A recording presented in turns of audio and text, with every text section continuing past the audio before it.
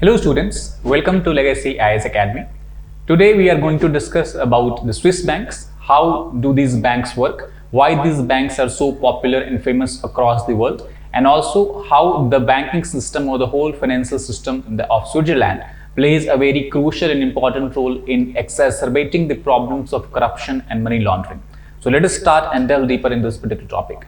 Now, obviously, first of all, the reason why we are discussing about today's topic is because very recently a whistleblower has actually leaked information of more than $100 billion of about 30,000 different accounts that is held in the Zurich-based Credit Suisse. Credit Suisse is one of the most important, largest bank of the Switzerland, and along with the next other bank UBS, it contributes to 50% of the whole economic system, 50% of the whole banking system of the Switzerland. So as per this released information, it is believed that these bank accounts that have actually accumulated value of $100 billion actually belongs to a large number of people who are, or individuals who are actually human right abusers, fraudsters, and business person who have actually been put on the sanctions list or international sanctions list by various countries including US, UK as well as European Union. So all this new information that has been released or leaked information actually again have started the debate or initiated the debate regarding the role of Swiss banking system at the core of the money laundering and the corruption scandals.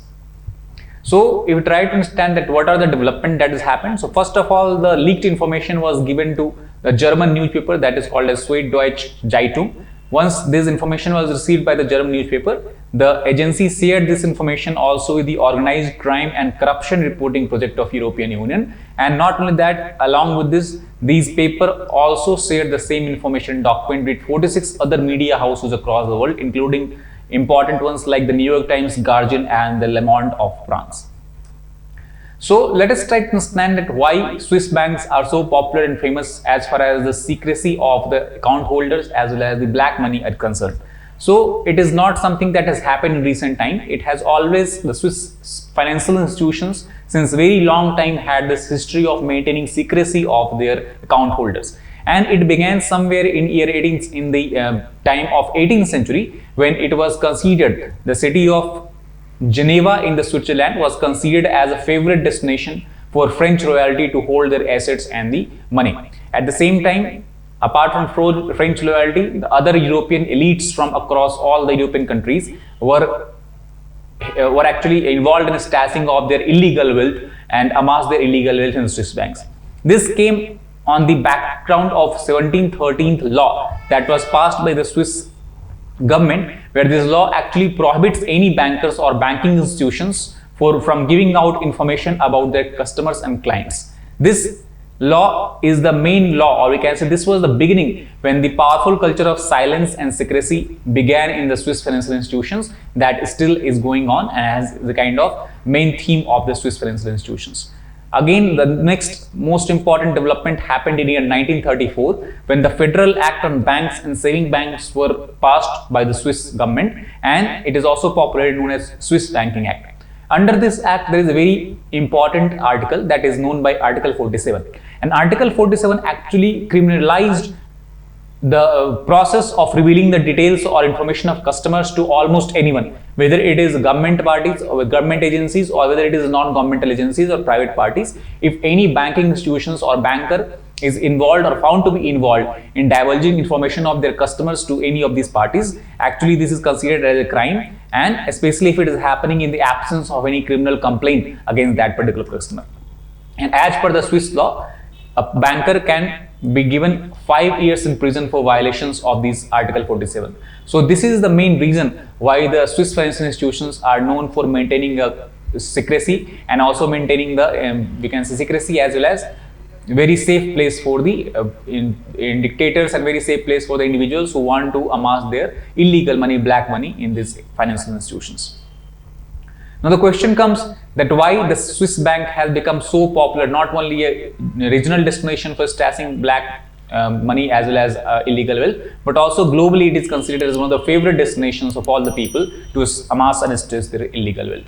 The reason is driven by globalization that actually took place, initiated especially after 1950s, 60s and 70s. And in this era of globalization, it actually helped in fast flow of money, fast flow of assets across the border of the nations. And this was combined with the low levels of financial risk and high level of privacy that was guaranteed by the Swiss financial institutions. Not only that, even if you look at from the point of perspective of security, Switzerland since a very long time has always been a peaceful country and has always been a politically neutral country. So there is also people who are saving their money or stashing their money there do not have to worry about wars or civil war or attack or something like that. So their money is safe in that perspective also.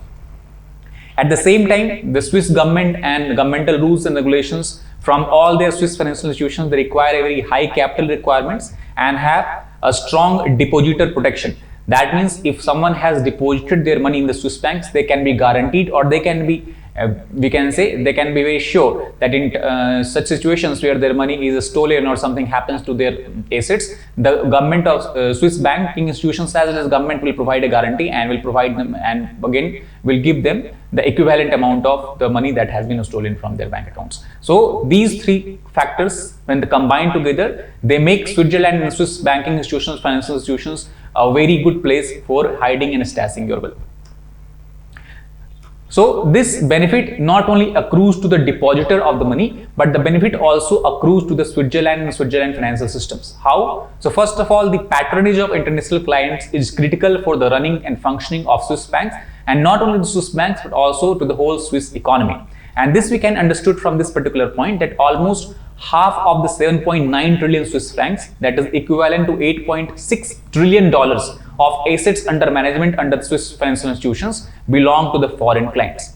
And due to this, if you look at the contribution of this foreign money, this Swiss money in the GDP of Switzerland, it contributes almost a tenth. And not only that, even to the employment, in the employment of Switzerland, it contributes a tenth to the employment. So 10% to GDP and 10% to employment, which is a huge number, significant number. And that is why Switzerland does not want to give up this, we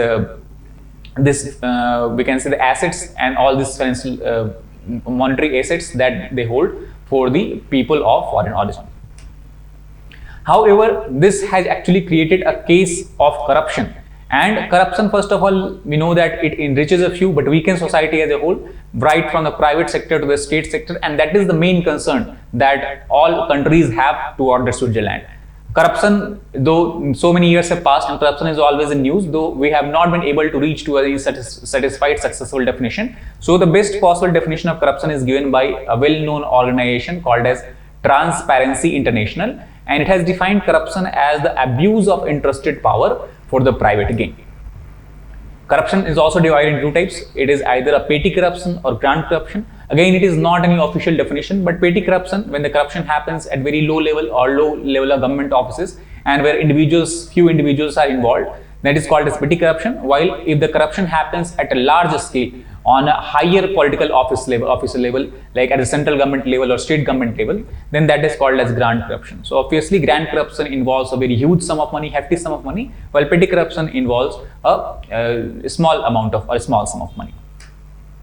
Corruption is also always associated with money laundering, and that is why it is very, very important. It has been recognized and well established fact that combating money laundering is a very important means of fighting corruption and any other forms of economic crime.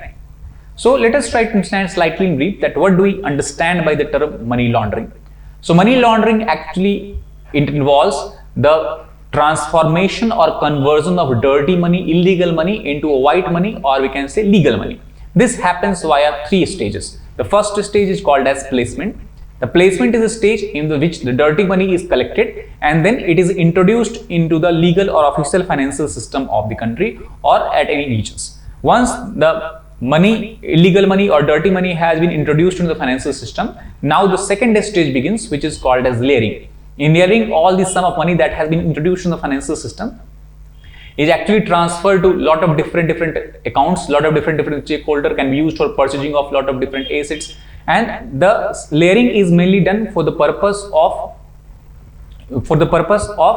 that the trace or the source of the money cannot be traced from where this money has originated. So that is the main objective of layering. Once this has been done, the third and the last part comes is the integration of the money into the financial system. This can be done by purchasing the assets or investing in certain items or investment in certain bonds, stocks, and also instant purchase of luxury assets, financial and commercial investment, which can be later on sold, and again money can be redeemed, and then it will become a white money. So PLI, that is placement, layering and integration. Once these three stages are complete, that is when the money laundering is said to be completed. And such kind of financial institutions or financial systems that maintain an aura of secrecy, that are not willing to share the information of their account holders, and if any illegal money, black money is being transferred through their system, that actually exacerbates and increases the problems of money laundering. So what is the role of Swiss bank in that? So role of Swiss bank is very clear, because they have an aura of secrecy. It is considered as a safe haven for so-called dictators' asset.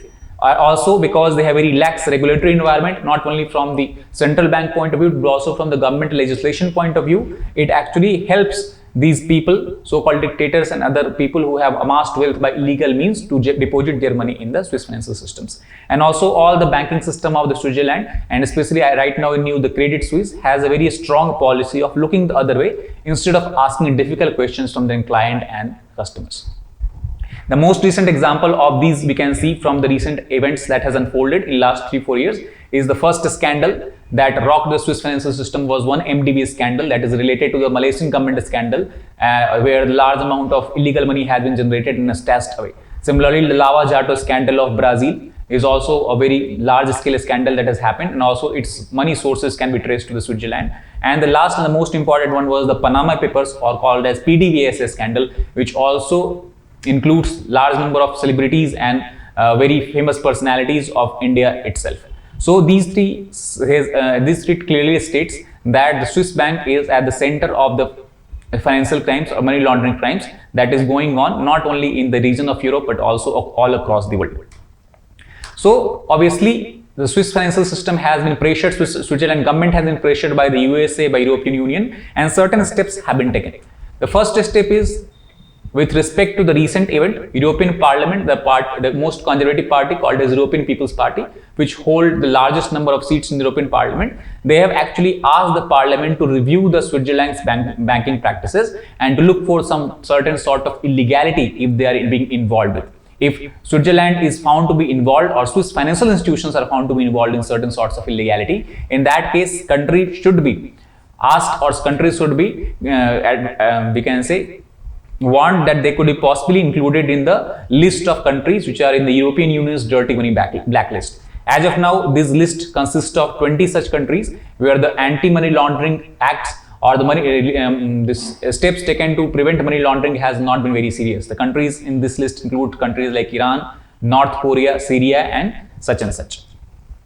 At the same time, under the international pressure, the Switzerland financial systems and banking systems have implemented the revised Financial Action Task Force recommendation in relation to the tax crime, where the extent of crimes or extent of predicate offences that can be attributed to the money laundering has been increased. So that is one welcome step from the Swiss government. Now coming to the concerns for India. So actually the money that is deposited from India or belong to Indian origin persons in Swiss banks is believed to be large scale black money. And black money is something that is also not only economic issue but also a kind of political issue in India. And as per the recent data collected, by the year 2020, it has been continuously on rise, and as of now, it is totally worth of rupees 20,700 crore, which is a very significant sum of money. If you remember, then the present government, when they came into power, they actually also wanted to have a fight over black money. They have taken a lot of steps like constituting SITs, a Special Investigation Committee on the black money, and also they are trying to bring some black money back.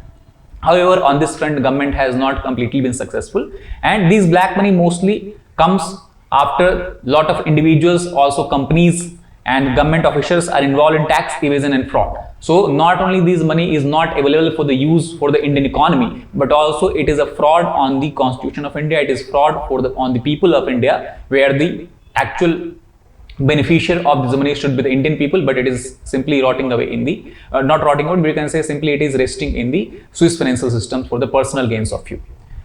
For this particular region, the government of India in year 2018 has actually came into agreement with the Swiss government, and they have established a system of automatic exchange of information in the tax matters. And as per this particular agreement, the Swiss financial institutions have agreed to share with their Indian counterparts the detailed financial information on all the Indian residents and how much money they are holding in their Swiss bank account. So this is again a very important and significant step that the government of India has taken to tackle the issue of black money. So that is all for today. I hope you understood about this particular issue in detail. We'll come again soon with another interesting topic. Till then, take care. Thank you very much.